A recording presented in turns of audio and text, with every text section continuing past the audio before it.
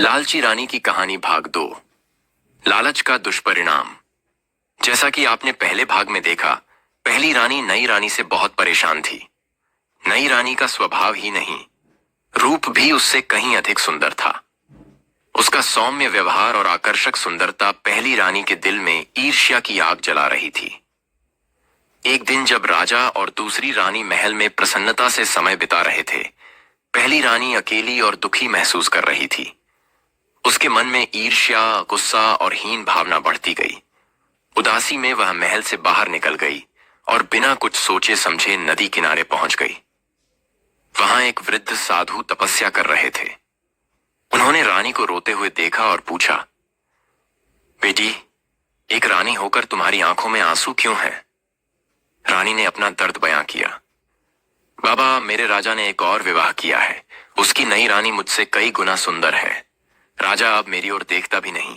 मुझे उससे भी अधिक सुंदर बनना है। साधु थोड़ी देर मौन रहे, फिर बोले, अगर तुम्हारी इच्छा इतनी प्रबल है तो मैं तुम्हें एक मंत्र देता हूं। इस मंत्र को नदी में जाकर 3 बार बोलो और हर बार एक डुबकी लगाओ। हर डुबकी के बाद तुम्हारा रंग निखर जाएगा। लेकिन ध्यान रखना, पचा का काचा ना, लालच मत करना। केवल 3 बार ही डुबकी लगाना। रानी के चेहरे पर लालच झलकने लगा। उसने मंत्र लेकर नदी में उतर गई। पहली डुबकी के बाद वह थोड़ी गोरी हुई। दूसरी डुबकी में और सुंदर हो गई। तीसरी डुबकी में उसकी त्वचा दमकने लगी। लेकिन रानी का मन नहीं माना। उसने सोचा, अगर 3 डुबकियों में इतना सुंदर रूप मिला तो चौथी डुबकी में मैं अप्सरा जैसी हो जाऊंगी। उसने साधु की चेतावनी को अनसुना करते हुए चौथी डुबकी लगा दी। और जैसे ही वह पानी से बाहर आई, उसका रंग पूरी तरह काला हो चुका था।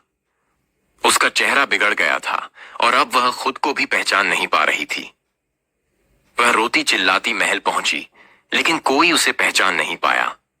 राजा ने उसे देखकर कहा, यह कौन है? इसे महल में आने मत दो। अब वह रानी न रानी रही, न सुंदर रही और न किसी के दिल में। कहानी से शिक्षा। लालच का अंत हमेशा बुरा होता है। जो जैसा है उसे वैसे ही स्वीकार करना चाहिए। सुंदरता केवल बाहरी रूप से नहीं, बल्कि दिल से होती है। सच्चे मन, सेवा और प्रेम से ही कोई महान बनता है।